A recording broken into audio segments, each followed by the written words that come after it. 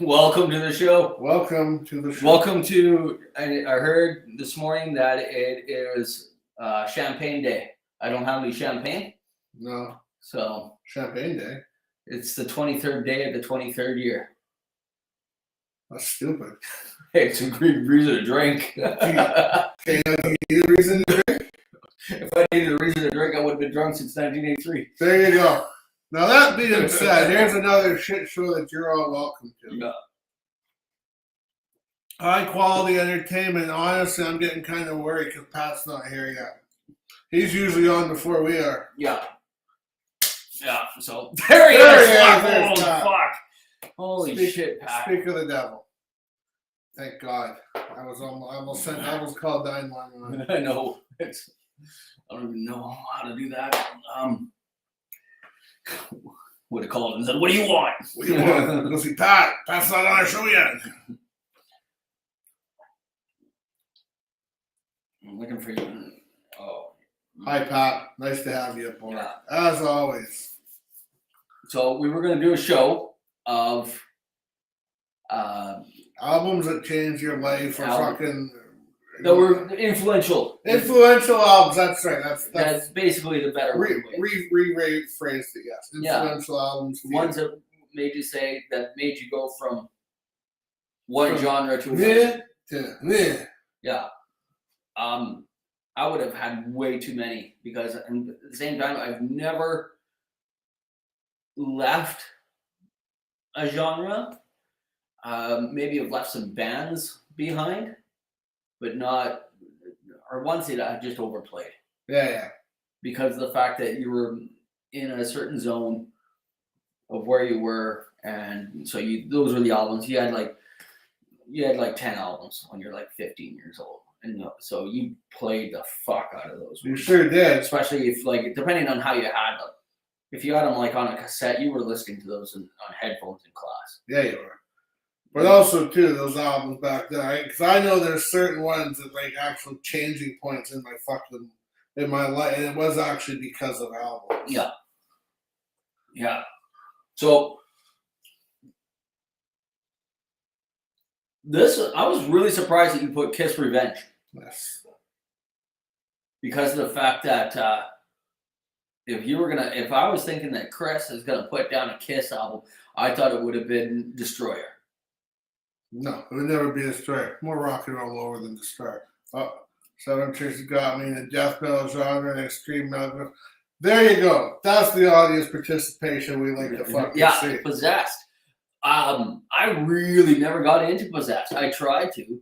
It was just I'd never really liked the whole extreme metal thing. Yeah. And I know Possessed was like, they're an older band. They were huge influence on that whole genre. Could never get into that. There's very few death metal that I can listen to, and maybe they're just more the more popular ones. I'm like talking like your Napalm Death, your Carcass. Deicides, Death themselves, but I could never really get into the rest of them. Why Kiss Revenge though? Why Kiss Revenge? Well, because there was back in the fucking day when it came out. Around 92, I believe. 92, yeah. 91, 92. 91, 92, yeah. Around then. Yeah, no, I was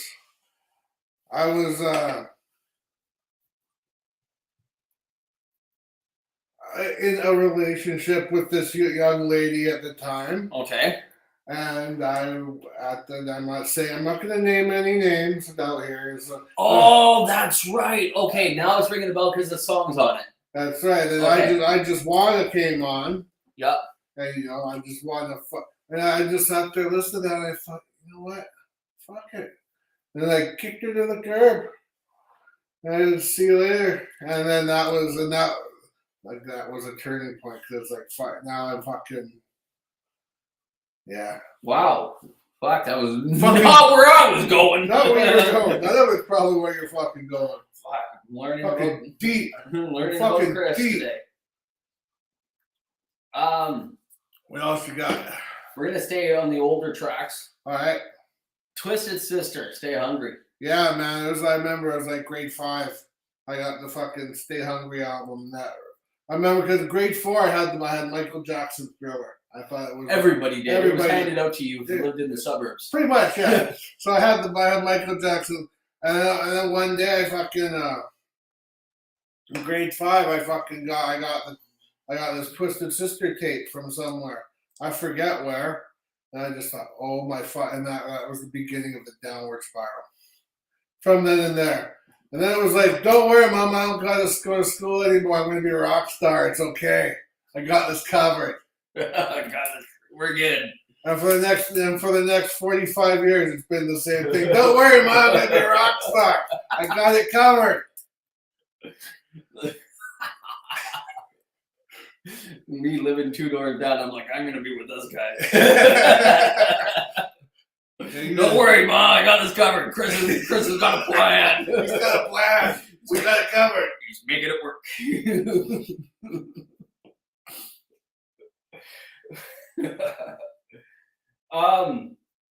Then we're gonna fast forward. So in between, Twisted Sister, Stay Hungry. Yeah. Kiss Revenge. Yeah. We had Ozzy Osbourne, No More Tears. Was that? Yeah, that was in between because I remember. It was in between. That was about 1990, 91. Yeah, about 90, 91. 80, yeah, 90. It was after. We were still in high school. I think we were in grade 10 at the time. Yeah. Because that's when I went. That's the time I went to that dance and beat that fucking guy up. Oh yeah. But no, I was going to that dance, that stupid high school dance there. And I was ready. I just got my shit and I was ready to walk out, and the TV had fucking Ozzy Osbourne, the No More Tears video, and that was the first one since No Rest for the Wicked, right? And but with the big blonde hair, but this was Ozzy back to being Ozzy, back with the dark hair and the Prince of Dark. It was just so dark. I could stop there right in my tracks and just and watch that video. And I thought, holy fuck, this is great. Yeah. And yeah, so that one too, that made a fucking impact on me. Yeah. No, it was totally went from the 80s like bang, and he had the big hair, big blonde hair that he had, and like on No Rest. Like I'm thinking of like the Crazy Train video of him standing on the train tracks, and he had his hair is all feathered and dangerous, and fine, feathered, and dangerous. So I'm thinking of I'm picturing that. Do you still owe money for that, Pat? I bet you do. I bet you still owe Columbia. I bet we all owe Columbia House fucking money. Yeah, I looked at. I saw. Go off topic. I saw a documentary on how they're like, how did Columbia House do this? Because of the fact that one, they only distributed their music. Yeah. And how did they give away all these stuff? But then they gouged you, and plus the fact that it was only their music, and the fact that they were only paying pennies. Yeah. For the music, and then selling it. And a lot of the shit they had on there sucked. There was maybe terrible. There might have been 2 good albums on it, but you think, fuck, I'm getting all this shit. It's all for a penny. Who fucking cares? I remember doing it a couple times. I did, and I would do it a couple times, and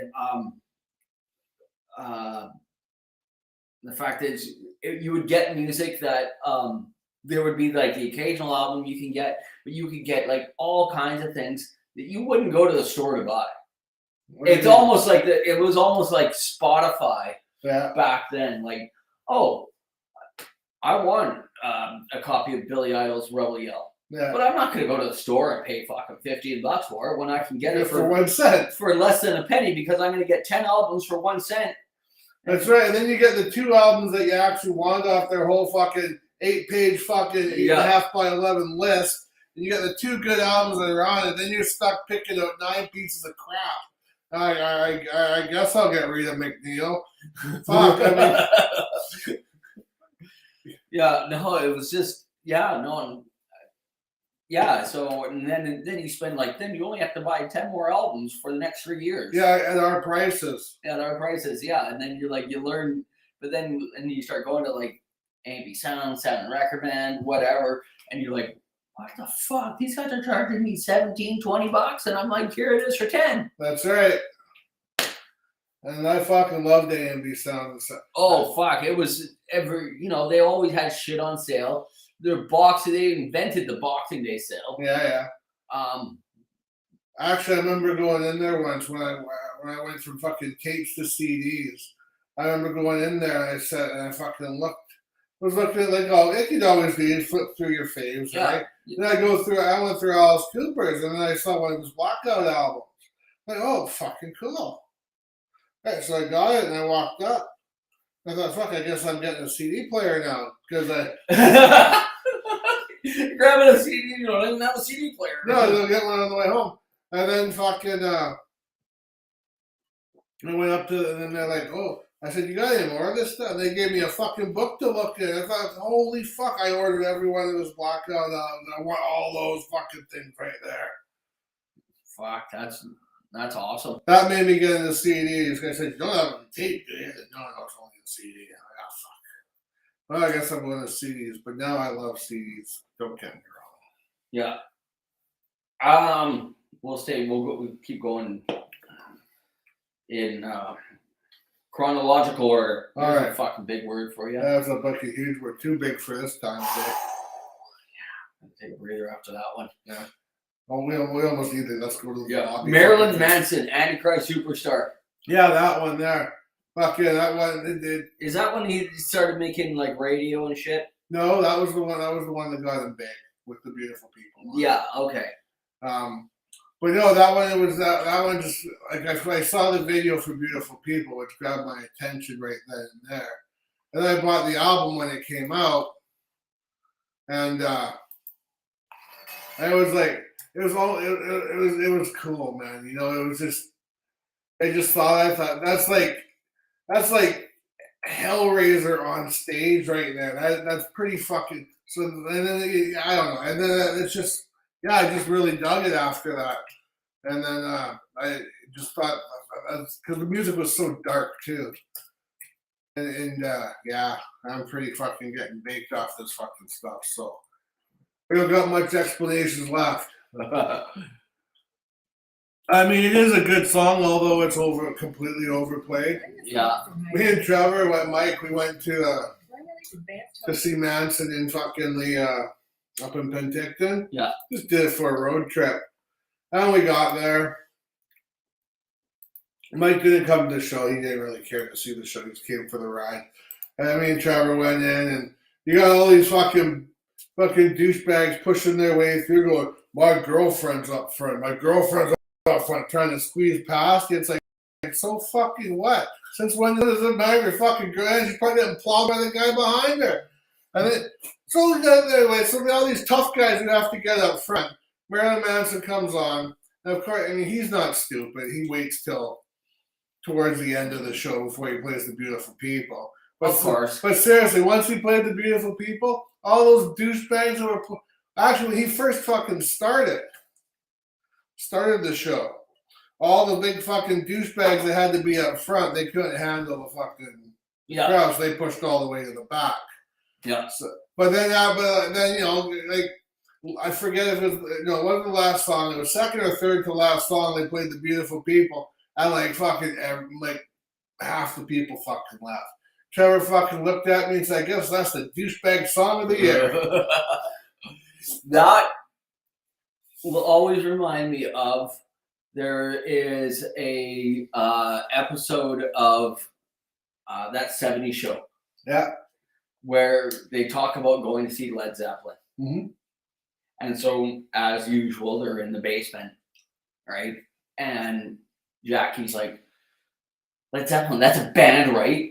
And she's like, she wants to go. She's like, no idea who fucking Led Zeppelin is. She's like, that's a band, right? I want to go to this. I wanted to see this. And like, that's what that reminds me of. Whenever I hear those things, like, I'm like, I want to see that. That's a band. Yeah. You know. Or it was like the Scorpions. I remember going to the fucking, not the Scorpions. Please don't say you saw the fucking Scorpions. No. I meant Quiet Riot. Fuck. Fucking Quiet Riot was a Tuesday night. Everybody had to get to go to work the next day. Fucking they're sitting there playing their shit. And like their new shit, I guess. And all of a sudden, after they go, fucking, when he starts fucking talking, this guy from the back, shut up and play your songs so we can go home and go to sleep. We gotta work in the morning. That was at The Cats Club. Was that the Cats Club? Cats Club or City Limits, whatever it was No. called at the time. I want to say that was fucking Jabronis. Was it Jabronis? Jabokis, or whatever the fuck it was called at the time. Was that Jabronis? I thought it was the Cats Club. Or maybe it was the Cats Club. I remember that show. I remember that dude. It must have been Abbotsford because there's no way. No, we saw. What was that other band? Raise a Little Hell. Oh, Trooper was Jabronis. Trooper! That's right. Yeah, and you did the posters for that show. Yeah, that's why we got the tickets. Yeah, then we got the tickets. Yeah, to see Trooper. Yeah, okay, yeah, and nobody was at that show. No, we were, except us. Yeah, it was like, fuck, that was, and the same thing. It was like a Tuesday, Wednesday night sort of thing, and like, yeah. No hell was being raised that night. No. Yeah.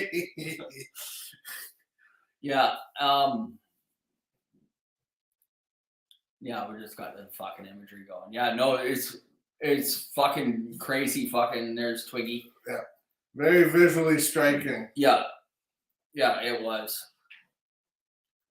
And at the time, that was, when you got your Blink 182s and your fucking that was a complete left turn from. Yeah, no, when all your Nirvanas and your yeah, that was Pearl more Jams. the grunge and the alternative sort of, and then at the same time, I'd have to look it up. Look it up, not look it up. Yeah. We'll do this one. This is the easiest one. What on that? That was Antichrist.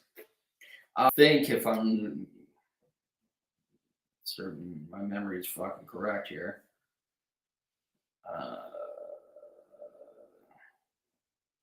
What is the question? I may know the answer. When it actually came out. 91?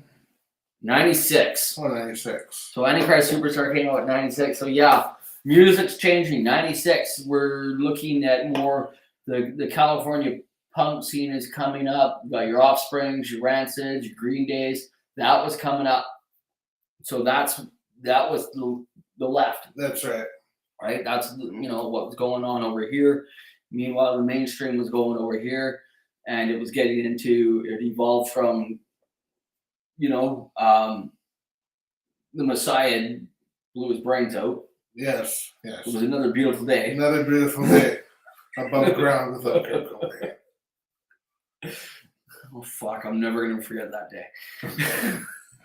That's probably like the fucking peak of my fucking one-liners. That was pretty good. Bursting through the door like Kramer from Seinfeld, and just like you and Dean are on the couch sitting there, and I was just like, fuck, it's another beautiful day without Kurt Cobain. And yeah, the rest is fucking just history.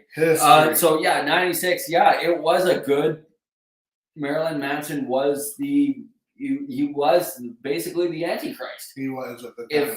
If everything else going this way was the right, and he was way over here doing a whole different fucking thing. And because of that, too, that's when Metallica cut their hair, and then they fucking did the note. They told What's His Pickle there not to do any solos. And No, exactly. It was because of that, because that happened.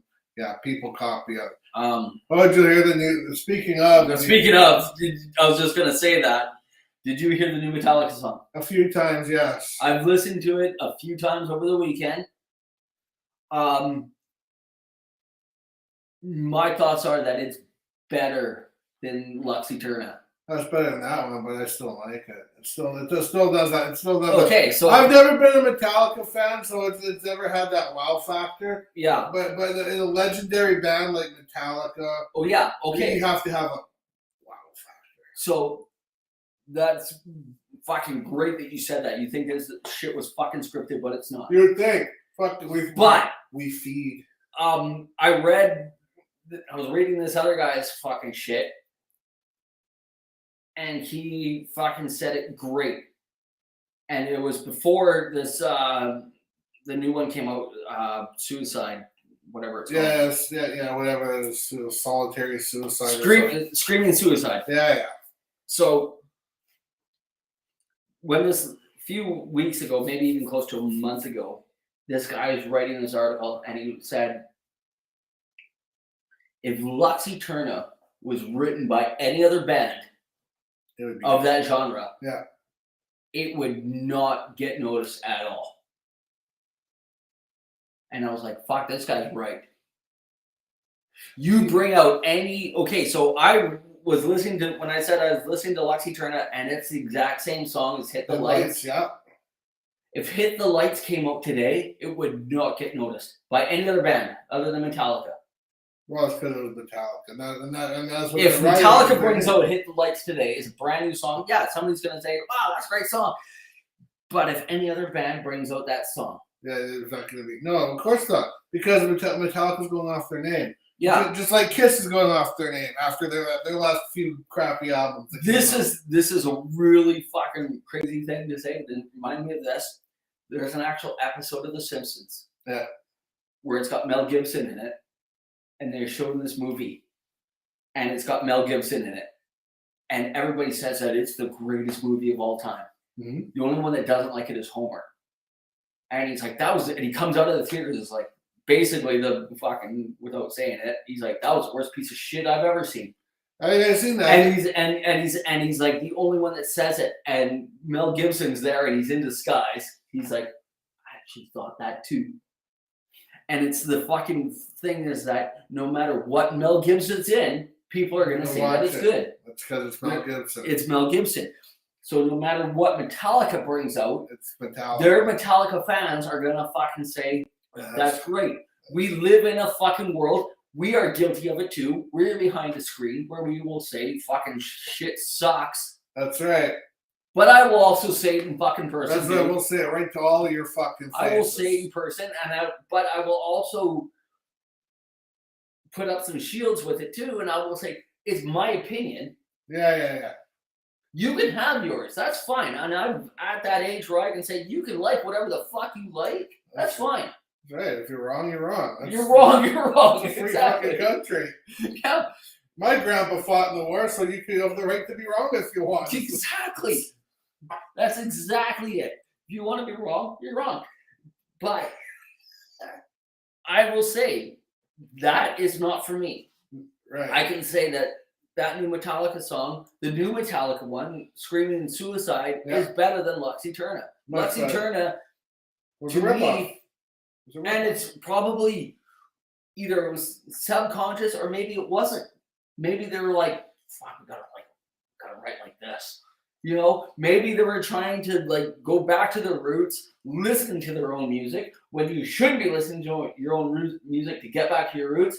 You listen to what got you there. You listen to what got you to the show. That's right. You listen to your Motorhead. You listen to your Venom. You listen to your... Otherwise, you're just going to be plagiarizing yourself. Exactly. Like Lux Eterna and Hit the Lights. You know? No, exactly. No. Let me just say this. Now, you caught the Hit the Lights thing pretty fucking quick. It took me... But I was listening to that song every day. Okay. At least once a day. Okay. For a week. Okay. Every day for a week. How much time do you think they listen to it? How much time do you think the producers listen to it? In a day, right? Do you think not one person can say, hey, James, listen to this one. Want to kind of maybe change that up a little bit? Yeah. You know what I mean? Yeah, I know. Did no one, kind of like the fact checkers in movies. You know, you got a cowboy movie, you got people watching, make sure there's no airplanes flying in above. Yeah. Right? So, hey, excuse me, you forgot to take your watch off. Exactly. Isn't there somebody that says, dude, you're kind of ripping yourself off? Or you think it's hard to say because I don't know who the producer of this new Metallica album is. No, but being a producer, no matter what, isn't that your job? Yes and no, but I'm thinking that this guy's gonna. The producer is looking at what's going to. He wants it. He wants it to sell. That's right. And he's not gonna think about what happened 40 years ago. But he's gonna think about what's gonna sell today. That's right. But if you got something, think about Bob Rock, who took Metallica from opening for Ozzy, Master of Puppets, and to headlining with. I don't know if he did End Justice for All, but I know he did the Black Album. Who's that? Bob Rock. He didn't do Justice. No. It was only the. Yeah. So he took him from there. He took him from there to there. That's because it's producing. But he knew what was gonna sell today. I get that. Now, what I'm saying is, now, if you like, let's say the brand new Lux Eterna, but like you say, all the Metallica fans are all giddy over because of Metallica. Now, but the same thing is, I said it online to some people that are like, "This is the album we were waiting for since Kill 'Em All." I was like, "Of course it is. It's the same fucking song." That's right. Now, some people hated that comment, and I haven't heard from these people since. And that's fine. You know what? Some people are there when the sun goes up, and some people aren't there when the sun goes down. I'm okay with that. I'm okay with that too. The more fucking people we lose watching us, the better we look. Yeah. I want ours to be the first ones that goes to the negative viewers. That would be awesome. That's what I mean. Like, that's why it was there. But no, I'm just saying, like stuff like that, where it's like it sounds like, and there's somebody. Did they have a bunch of yes men around them, or probably, or do they have when a you're at producer that level and you have that much money and you are paying people to be around you, like you're paying your producers, your engineers, and stuff like that. But seriously, you're getting a fucking paycheck. Yes, but seriously, and you don't like what you're doing for Lars and James and the two hired guns. Yeah. If you got Lars and James saying shit from behind that glass in that booth, then it's shit. Are you gonna fucking argue with them? Well, being a producer, maybe that's why they don't have Bob Rock anymore. Maybe because Bob Rock was saying, "No, fuck what." Yeah, well, but I get that. But if you're paying a producer, you're paying them to make you sound the best you fucking can. And if your fucking song sounds the same as another song, you want them to. So what you think?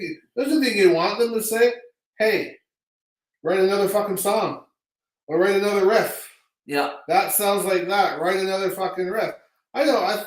We've got a couple songs to me that sound a bit similar that I don't like playing together because they sound similar to me, and I make sure I kind of keep them separated on the set list because to me they sound a little bit very similar. But are they going to go on their Detroit? They're going to pay Lux Eterna and then fucking hit the lights right after that? Holy fuck! It's like one long fucking song. They're back to their 18-minute songs. Yes. No, that's 2. I can go on another tangent on 18-minute songs. I'm sure we fucking could. But we got way off topic. Way off topic. As we do. That's why this show is an hour long. It should only be 7 minutes. It should be. We aim for 10, but we got 60 altogether. Last one in chronological order. Yeah. Murder Dolls, Women and Children Last. Yeah, because it started like when it's like I go back to Ozzy. I saw Ozzy come out. And it was a darker look for him. Yeah. And then you went to Manson. It was an even darker look. Right. It was like, but then you got to Wednesday and Murder Dolls. They're kind of like a horror movie. Yeah. Where it's like they could have they sing about the dark stuff. Yeah. But there's a hint of humor to it. And that right then, and I heard that, and I thought, fuck. Being fucking, you can write songs about fucking gore and death and smashing people's brains in but still laugh about it at the same time. Yeah, okay, yeah, that was the one. I liked that album. I had to look it up here. Yeah, I like, there's a little intro song. Yeah. of like the world according to Revenge. Yes. It's Chris West. Hey! Fucking Chris West. Tell me this is live. This is live. Chris West, tell me what albums changed your life? Like, what took you from one genre to another? You have like Chris West has got like he's very eclectic in his sounds. Yeah, he's listening to fucking crazy ass shit from what I remember. Like, right up to enlighten us, Christopher Westhoff. Yes. Christoph Westhoff, enlighten us. Yeah.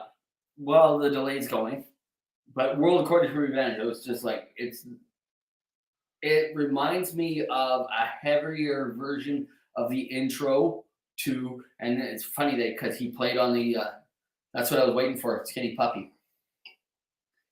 But the intro of, there's an intro to on that a lot of people don't think about, Dr. Feelgood. Yeah. There's an intro on Dr. Feelgood There at the very beginning.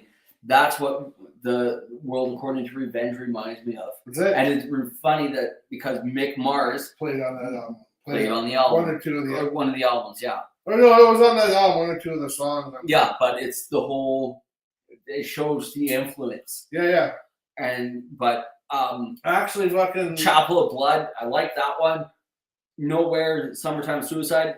Yeah, maybe I got a little bit more into those ones because they had videos and it was easier. Well, Summertime Suicide didn't. Yeah, it did. No, Nowhere did. Didn't it? Nowhere. I know Summertime. Summertime Suicide was a damn good song. It is a good song. Garbage Out. Homicide Drive. I like that one.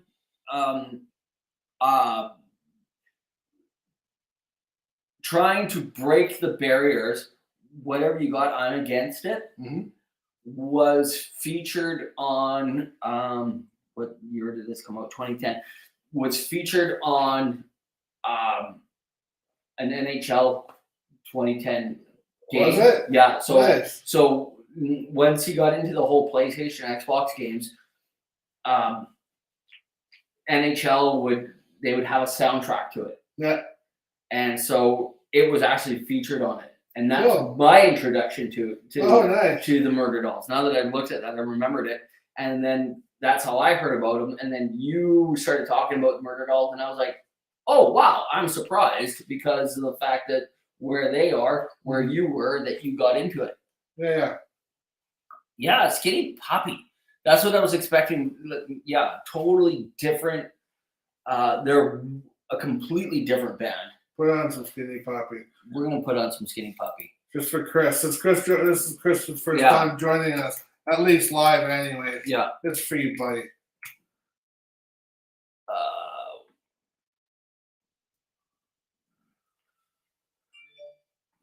Let's see what we can get off that album first. And then we'll get into my list.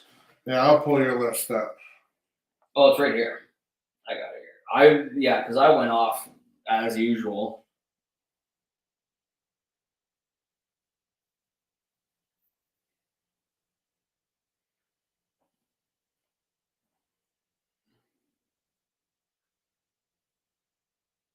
Slow pieces of shit.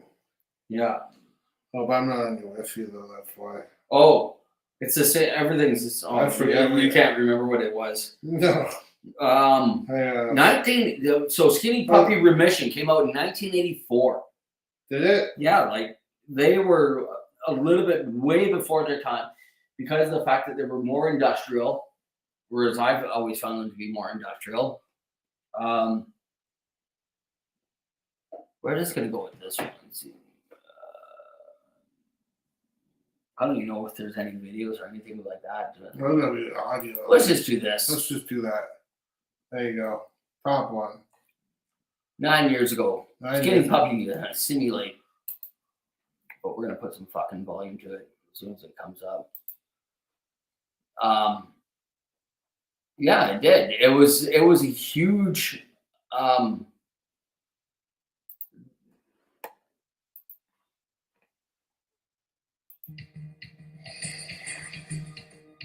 You know, like in the late. Did you or share the- like you're supposed to? Oh no, I did not. We don't want to be selfish for ourselves. Yeah. Very, yeah. They had an industrial sound to it.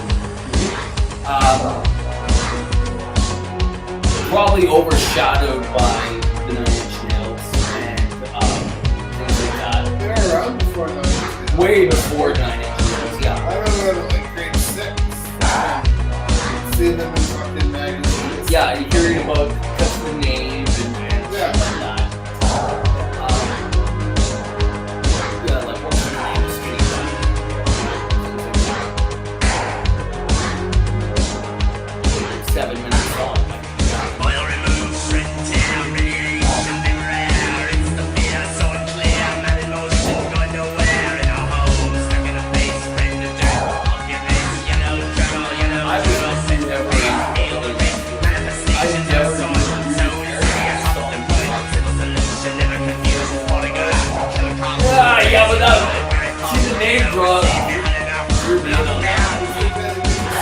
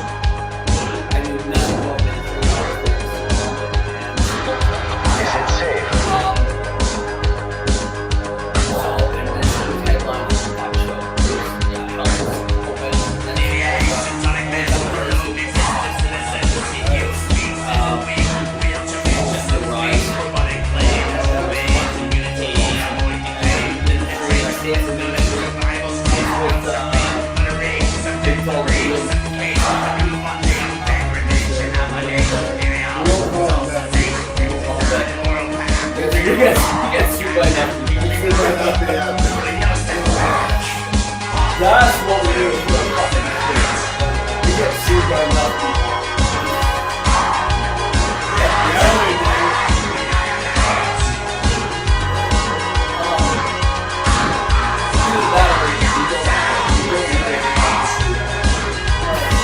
We don't really hate.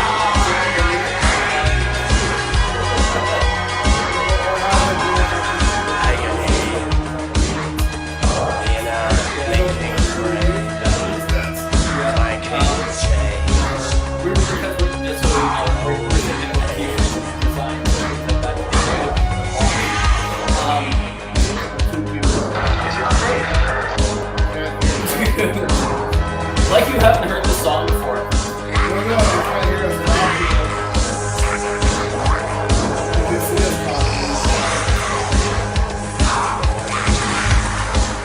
Oh, I see.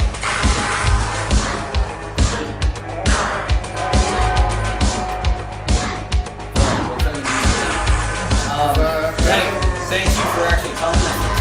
So we were talking about never really, because my only experience with Nine Inch Nails, and I basically ended up holding closer.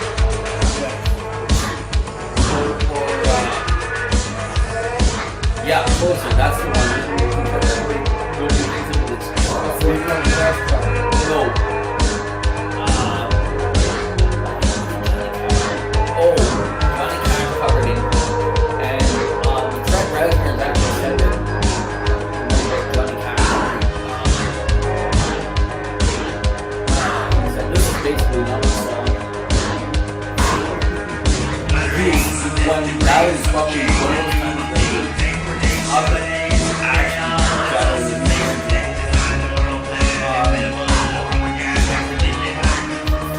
I can do the song in my head.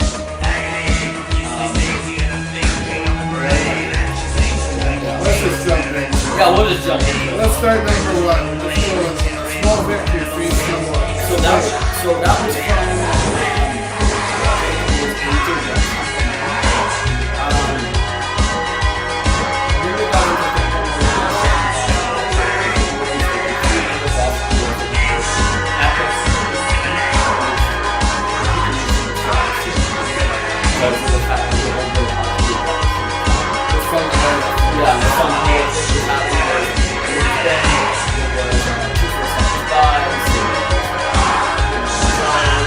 we were going to Primus, yeah, so that was coming out big at the time.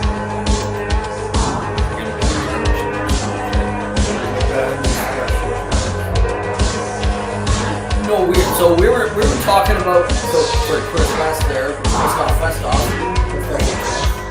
We're talking about albums that took us from one direction to another direction. That broadened our horizons. Made us, for me, I am self-proclaimed musicist. I am self-proclaimed musicist. I claim that I've heard almost everything. Kind of like the space shuttle. The space shuttle blew up in New Riggin. Yeah. Kind of like the same thing.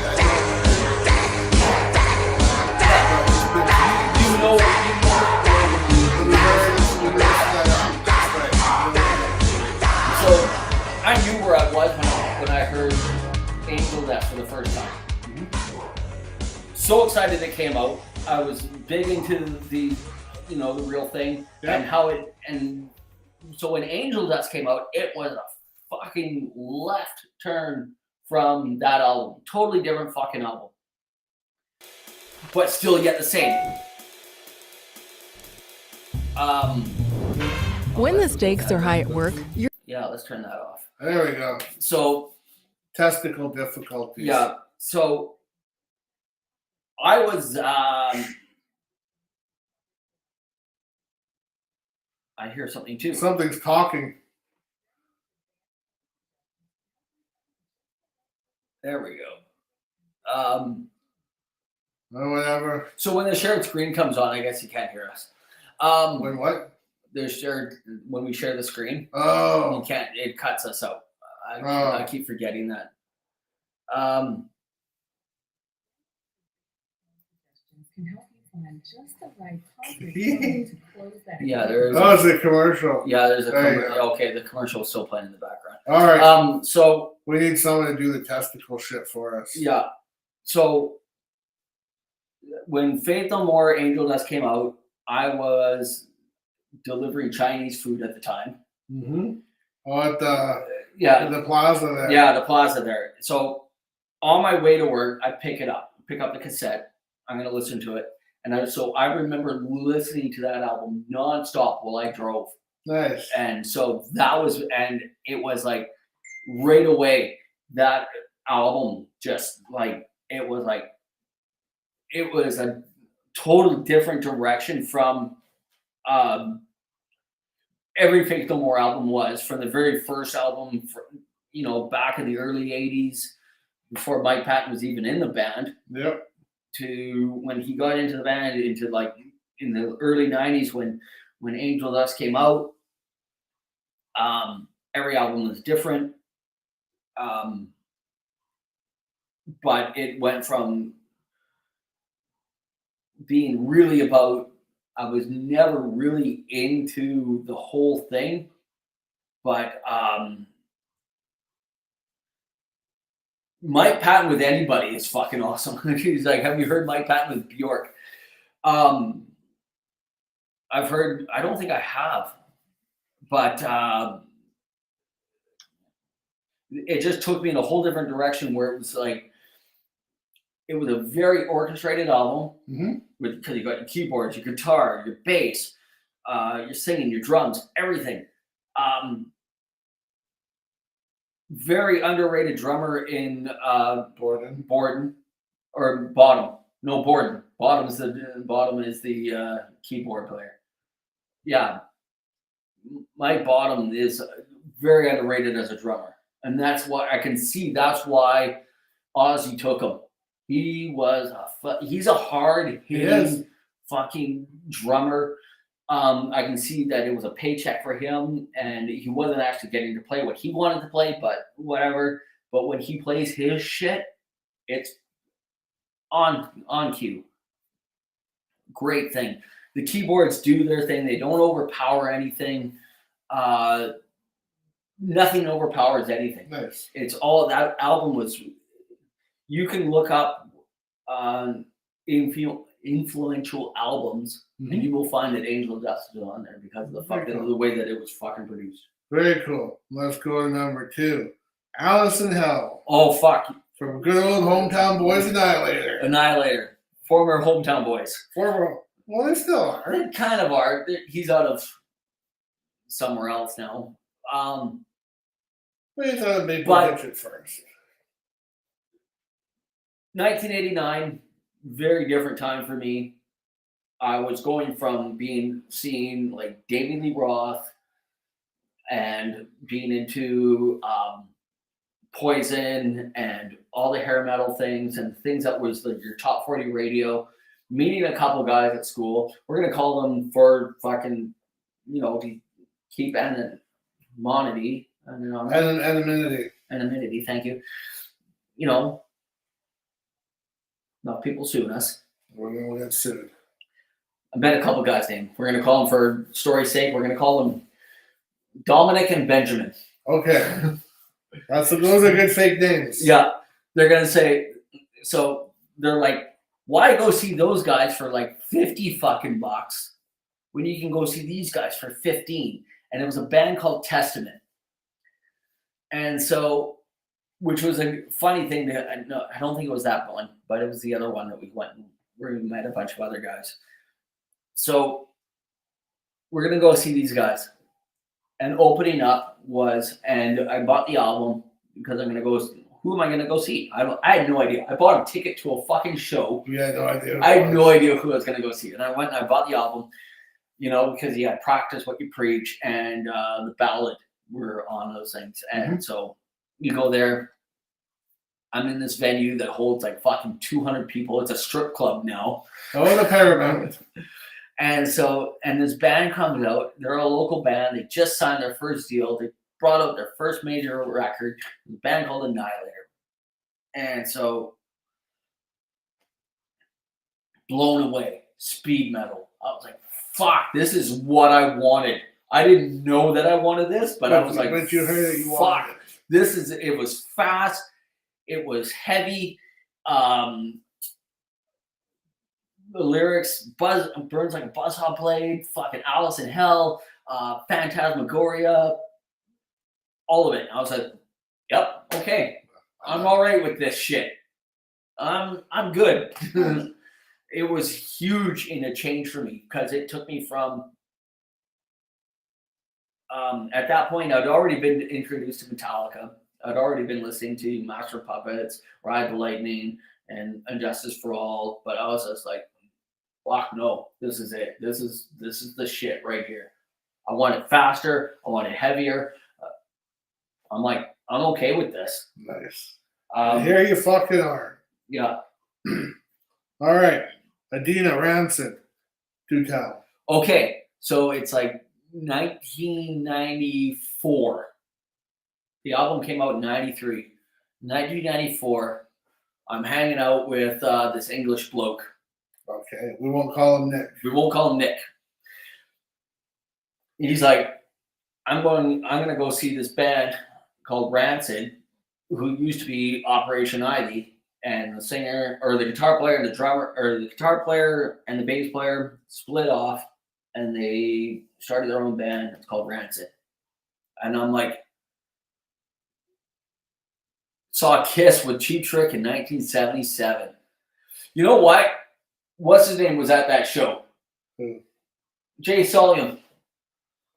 No, I think he was at the 79 one. Oh, was he at I think it 79? was 79. He said Liz and Lou took him and like they fell asleep. Or Yeah, something. he fell asleep, which is funny because when I saw him at GM Place. the GM Place for Welsh show, Yeah. the exact same thing happened. Him and Hannah are there with little Chucky, Yeah. and fuck, he falls asleep. It was, and knowing the story, yeah, so Nick is like, he tells me, No, this English bloke, we won't call him Nick. this English bloke. No, let's says- just call him Nick for all intents and purposes. Yeah, so he says, I'm gonna go see this band. And I'm like, okay. I'm like, yeah, sure. I like shows. I like bands. I'm like, yeah, let's go. I heard Operation Ivy. He played some for me. We never even heard Rancid really. And there was no Spotify. There's no internet. And so we go to the show. It's at the Hastings Community Center, which is right across the street from Playland P&E in Vancouver. And so For the P&E is. it holds like 150 people max, I think. So I don't think it's even sold out. A band from Quebec called the Ripcords open. Great band. They played their show, and I was like, fuck, that was awesome. I've never seen a bass player play like that before. Like, play like the fucking shit that Matt Freeman plays. And so I was like, fuck, this is pretty cool shit. And so, yeah, it took me in a whole nother direction because Nick was always introducing me to new shit. Always liked what he showed me. He was showing me some crusty punk shit. And I was like, fuck, yeah, I like that shit. He was like, that was pretty cool. Discharge, Concrete Socks, things like that. I was just like, yeah, I like that. That's fucking pretty awesome shit. So, yeah, that was a huge album to take me in a whole different direction. Yeah. Peace and love, buddy. Yeah, always look for the links. We always post them. Yeah, look for them. Subscribe and shit to it too. Yeah. And you're gonna get this 7 seconds after I said it. So Yeah. good, do subscribe to it and shit. Good seeing you. Come back. We love you. Yeah. All right. Well, now since he's not gonna hear this one, South of Heaven. South of Heaven. Who doesn't love South of Heaven? Back to almost the Testament story. There's this guy, big tall guy, awesome. Thank you, Chris West. Thank you, Christoph Westhoff. What guy? The guy we're not calling Ben? The guy that we're not calling Ben. Okay. Had this Slayer poster, and it was South of Heaven. Yep. And maybe even Rain of Blood. I can't remember. I can picture the poster, and he was huge into I can Slayer. kind of picture it too, but not. It was the page. It had all four members in it. Yeah, Slayer symbol. In It the was middle. the South of Heaven. Yeah. Okay. It was. I do think, unless you're just painting a picture in my head, I just kind of remember. And and I just remember South of Heaven compared to a lot of other Slayer albums was a little bit slower. It was almost as if they It came after Rain of Blood, and Rain of Blood was a pretty fast fucking yeah, album. yeah, it was. And so there was some faster songs in South of Heaven, but it was not Rain and Blood. No. Personally, myself, I like the slower stuff. Like Yeah. the slower, heavier stuff. Yeah. Yeah, and it was almost as if they were whoever was producing, I think it might have been Rick Rubin at the time, Yeah, I think it was trying to get them over the top, trying to get them that radio friendly. And good luck. yeah, it was not going to happen. Not in any time would it ever. No, but nor any time where they would fucking Slayer. And you know what? I'm okay with that. Slayer did well. They did well. They didn't need the radio. They didn't get to Kiss or Metallica level or anything. I don't think. Well, not exactly that level, but they did well for themselves. Yeah, exactly. I mean, I'd rather have a constant, steady thing of fucking, than one big mega hit. Yeah. You know what I mean? I'd rather have the constant. They brought out War Ensemble, and then they brought out Seasons. And Ensemble was from Seasons. no, but Season of the Abyss, the song. Yeah. Oh, yeah. But and honestly, too, that's one of my favorite Slayer albums. Yeah. I like the slower, heavier stuff. Yeah. Whereas I was more into the faster stuff. When they got back into it with God Hates Us All and things like that. I dug that shit too, because that's just fucking Slayer, dude. Yeah. And it got faster, it got heavier. Slayer's like the Ramones. You can't hate fucking Slayer. Speaking of, Speaking of, Beat on the Brat. the first Ramones album. Heard the Ramones, believe it or not, on the Power Hour Mm-hmm. here in Canada back in the 90s. When it was an hour. And like the song, what was that one with them sitting around the table? I want to be sedated. Want to be sedated. I was almost getting it mixed up with lobotomy. And yeah, and I liked it, and I decided I'm going to go into the library. I'm going to get the first Ramones album, and I'm going to go from there. And yeah, song 2, first album, and I was just like, yeah, I like this shit. I think everybody liked it. Yeah, it's everybody's got to like it. You know, if you haven't heard it, any Ramones, you know, yeah, it's overplayed at when you go to hockey games, and they're going to go in the power play, and they're going to go and they go, hey ho, let's go, and and it's played, and people probably don't know it's the Ramones. They just know that they're fucking cheering with a fucking screen. Oh, like in that one Wednesday song, when I hear hey ho, I scream, let's go. Yeah, Who fucking doesn't? yeah, exactly. And actually, there's one chick that I know, and you know her too, hates the fucking Ramones. What? Yeah. What's fucking wrong with her? I don't. Did she hit her head? I think so. Yeah. So you discovered the Ramones through Rock and Roll High School when they used to play it all the time late night on the CDC in the 80s. Nice. Did they really? Fuck. Late night, right? It was late night though. Yeah. Yeah, late night. Yeah, like probably between. It's kind of like the way you stay up to watch Glow Wrestling. Yeah. When you're a fucking kid. You're like 2 in the morning. And you're like fucking 8 years old. You're like, I gotta stay up and watch that. The broads jumping around it. Yeah. Yeah. They did all the men, and then at fucking 2:00. Yeah, you stay up and you watch the main event for WWF, and then you want to then you watch WCW. Then after that, you go and you watch. Yeah, around 11 p.m. Yeah. So it sounds like something they would play after like all the hockey games were over. And, Yeah. And the news and shit like that. Yeah. Now, that being said, let's go to a good old local band, Big Sugar, Ride Like Hell, Do Tell. Caught it by accident. The song "Ride Like Hell." I caught it by accident on Much Music. It was fucking intense song. Was it? I managed to get to see them live at the Town Pump way back in, I'm gonna say like 95. I think it was 1995. And the show was just intense as that video.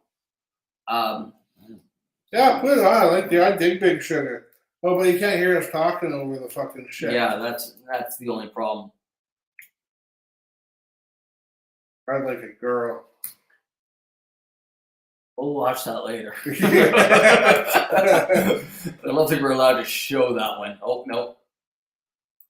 I don't want tab. Oh, Big Sugar. I always dug these guys. They had a cool little groove to them. Yeah, they did.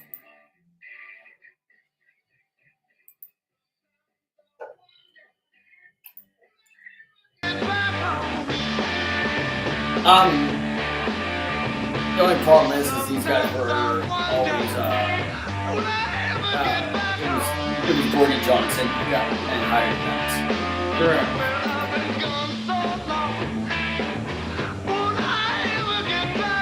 Great local out of that. Oh, no means no.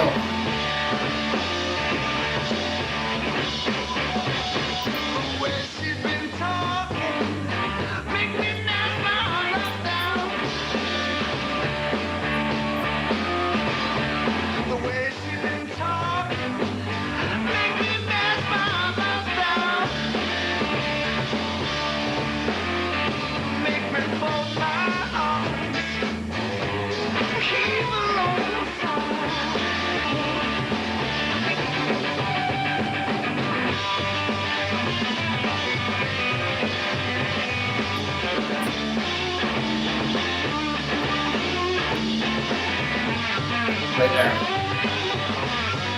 Where he uses the mic stand yeah, as as a a slide. As a slide. Nice.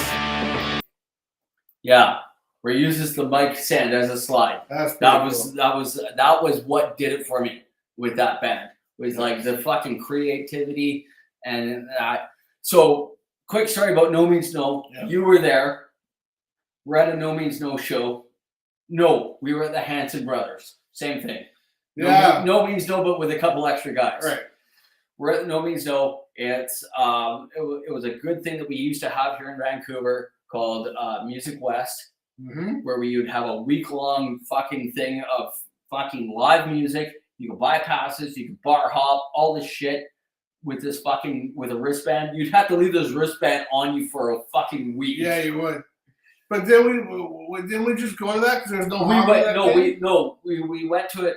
Yeah, I think we went to it after a hockey game, or it was in No, between hockey. it's because We were gonna go see it because it was the Hanson Brothers. Right, that's why we were gonna go, but we went out because that was the only night that there was no hockey on TV. Yeah, there was there hockey night at the Commodore. Yeah, it was called Hockey Night at the Commodore, and I think they changed that name because of the fucking big playoff run that was happening. So it's 1994. You walk through the door, and it was the Hanson Brothers playing. You walk through the door first. Whatever many people get fucking Hanson Brother glasses. I got the glasses. I got glasses, everything like I that. think we all got the glasses. We all got them in our circle of people that we knew. Right. So we got them. We're putting them on. We're actually sitting at a table.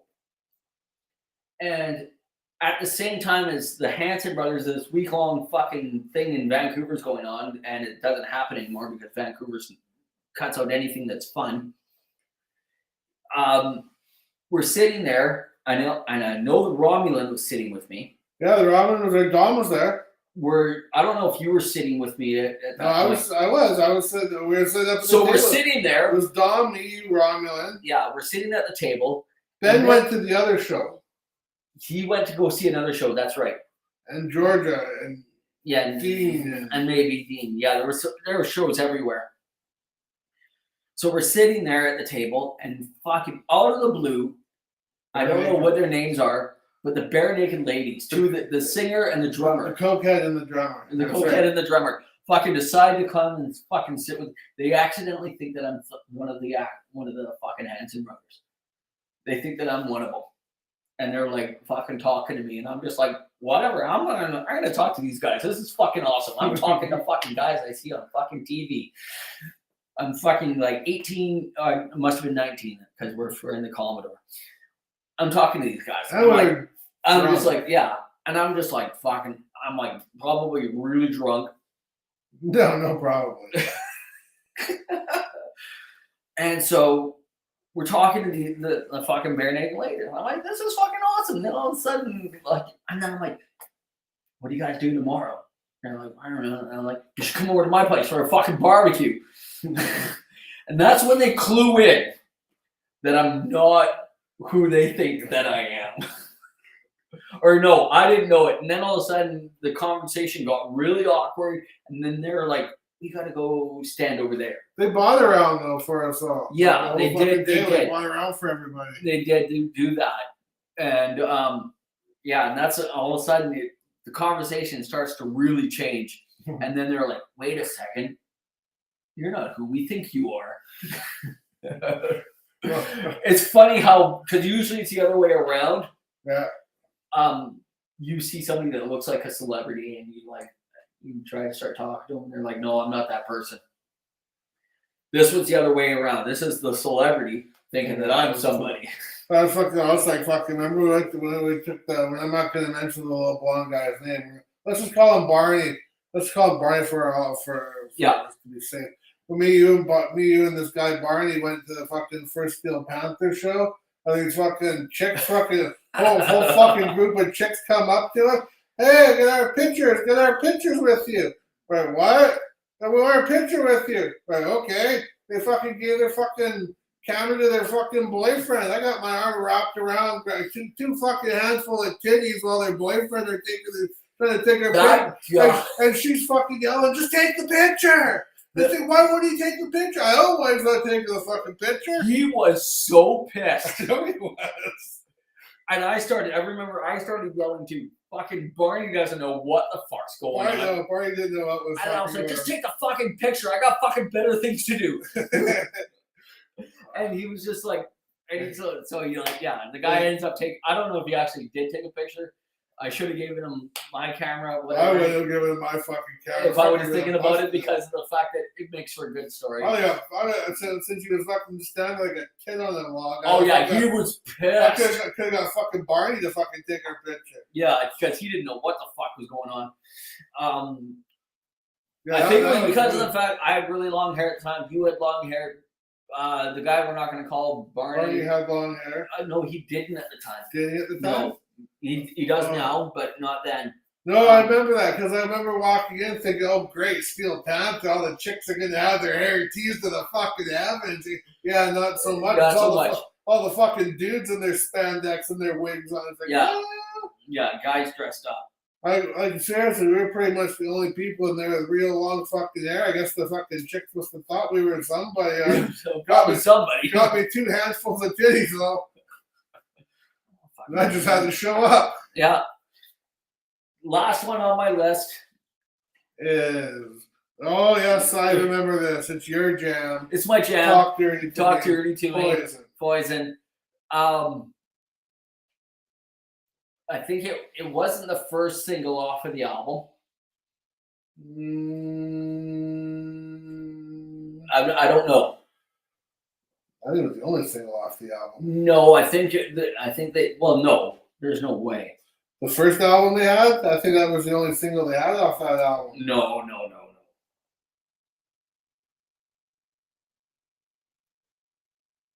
I have to look it up. I can't even spell. There you go, right there. The cat drags in right there. Oh, thanks. Oh, that's the song. Here we go. I won't forget you. I won't forget you. Okay, That had a single to it. Yeah, but I'm pretty sure the first single off of that one was "Look What the" negative. There was "Talk Dirty to Me," and then the slow one, and then they came out with their next album. yeah, maybe, I don't know, maybe. I think that's the way it worked because that fucking one didn't sell so fucking shit hot, and then they put out another one which had that fucking Every Rose song on it, which blew them out of the fucking water. That's their crazy bitch. Every Rose is Poison's crazy bitch.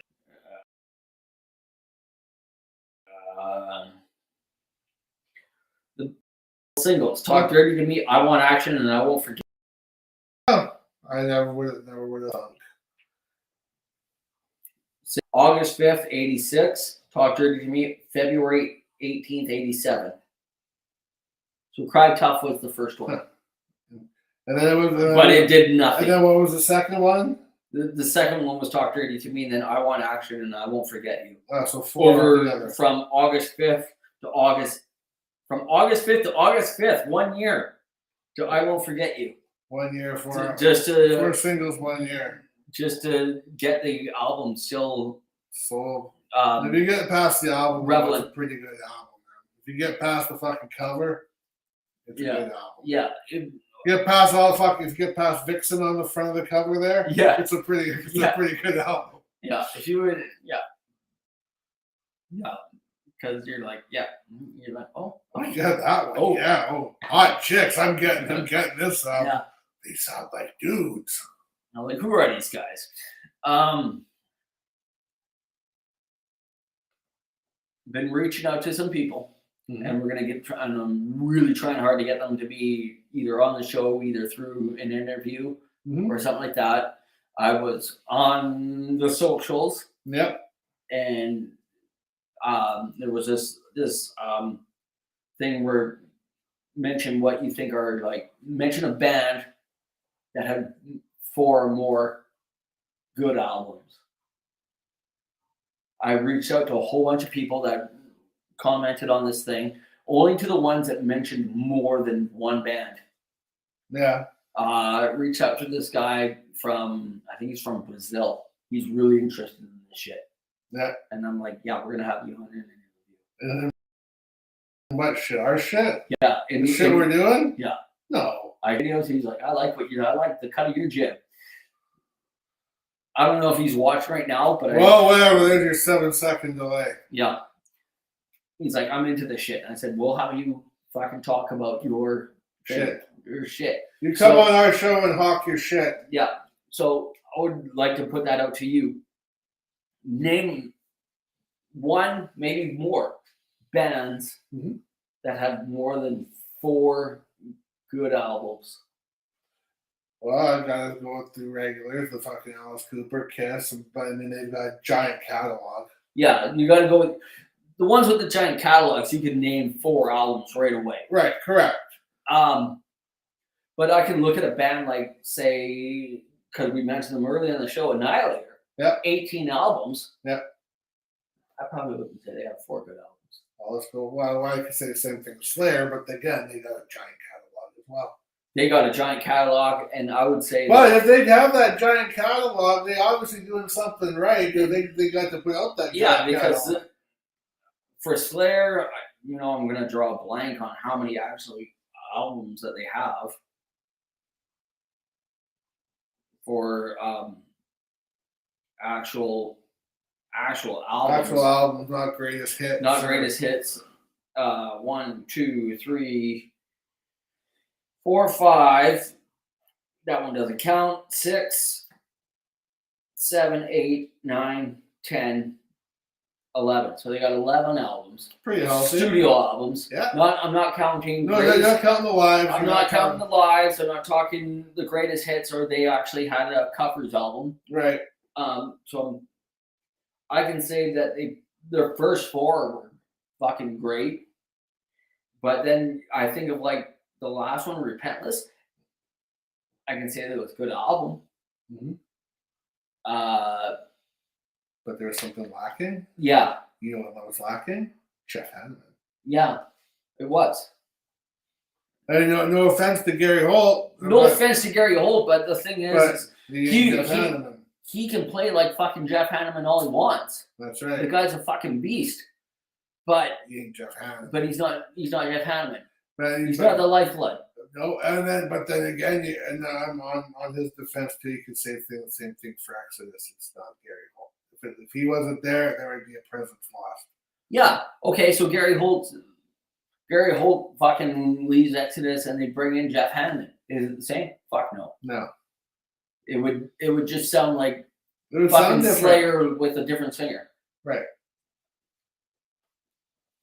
Jeff Hanneman was there. The last couple times I saw Slayer, and the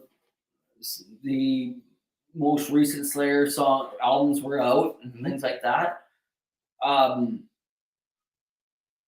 They were just playing older shit, and I got to see older songs that I'd never even seen before. Well, that's what most of those bands do. They play all their older shit. They Yeah. don't play the shit off the new album. Nobody. Like I said, in 2013, I know that's for a fact, we saw Megadeth at Abbotsford. Abbotsford. Yeah. And they didn't play anything off their newest album. That's because nobody wants to hear off their newest album. But there was there. It was There was a single. There was a video. And usually a band will go out when they're playing. Usually they'll focus more on their older stuff because that's the crowd pleasers. But they'll throw in 1 or 2 of the fucking newer. But no newer songs were thrown in. Weird. The fact that there was a video, a single, all that was released for the song Super Collider, Mm-hmm. and wasn't even That's strange. it wasn't even on the fucking thing. And I was just like, what the fuck? Like, That is weird. Usually they play. and Because you they got brought out 3 albums. Yeah. There was Super Collider, there's Dystopia, and there was another one in there too, and I can't remember. And they're meh. They're not even, I wouldn't even, honestly, like they bring out more albums than Metallica. And yeah, we're like, Metallica's brought out 2 singles for an album that hasn't been released yet. Mm-hmm. It's really close. It's like 2 weeks away. And Just like the Lux Eterna was a ripoff of their own shit. The other one's pretty decent. That's all right. It's all right, you know. But it probably gets a bad rap because of the fact that it's one. You expect something from Metallica. Of course you do. You expect, Any of those big bands, you expect something. You expect something out of them. And you don't expect something. You don't expect. And I don't mean any bad shit by this, but you don't expect an Exodus level of Metallica coming out while you're expecting Exodus to pull off a Metallica level shit. Exactly. You know what I mean? Yeah, I mean, you know that no matter what, if Exodus, their last album, you know that when it comes out, it's not going to be like fucking selling Metallica fucking albums. No, it's just gonna be good raw rap. I'm really curious of when this Metallica album comes out, how many it fucking sells in this fucking online fucking Spotify world. I'm sure it'll go through the fucking roof. I think people will listen to it. I don't think it will I don't think it will cut 1 million. You know, I think honestly, I think it'll start off strong because everybody's going into it thinking, yes, Metallica. No offense, KPS, if you're watching. Yeah, no offense. No offense. I know people are gonna go, yes, it's Metallica. I gotta listen, and they're gonna listen to it, and they're gonna be, and they're not gonna listen to it again. Yeah, so it's gonna start out strong because of the fact that from what I've heard for the 2 songs on it, they're faster, they're heavier. It's not your fucking Sandman. It's not your fucking Sad But True. Nope.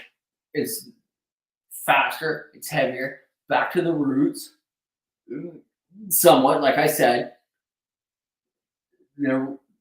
by their definition of the roots, it's just going back to the first album. When you want to go back to the roots, you go back to what got you there. That's right. The music you listen to at the beginning. Exactly. You listen to your Motorhead, your Venom, and you rip them off. You don't rip yourself off. You rip them off. Exactly. So that's what I do. That's what I do too. I wake up, who am I going to rip off today? Exactly. Who am I going to rip off but make look better? That's right. So, holy fuck. Or overtime. Overtime. So, you guys got a bonus. Extra long shit. Yeah. Yeah, progressive punk. Yeah, No Means No was a great progressive punk band. Never really gave them a lesson. Well, not the one that I probably should have back in the day. I'm sorry to keep you so long, buddy. Yeah, sorry, Pat. I know you got things that you want to do. Jeopardy. You got Jeopardy and your dishes to do. Wow. So I want to go home and do dishes in Jeopardy too. I'm gonna go and not do anything. I'm gonna set my PVR. I'm gonna do the Jeopardy dishes thing every Monday night. It sounds like fun. Yeah. So next week, 4 bands, or no bands that have 4 albums. 4 albums. Good.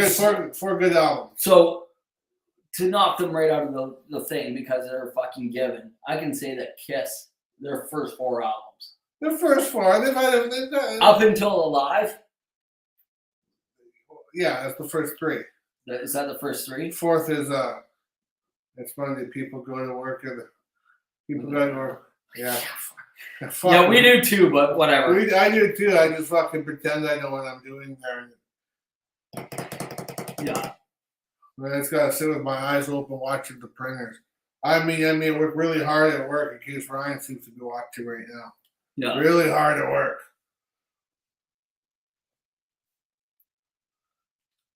Oh yeah, it is. But you gotta go backwards.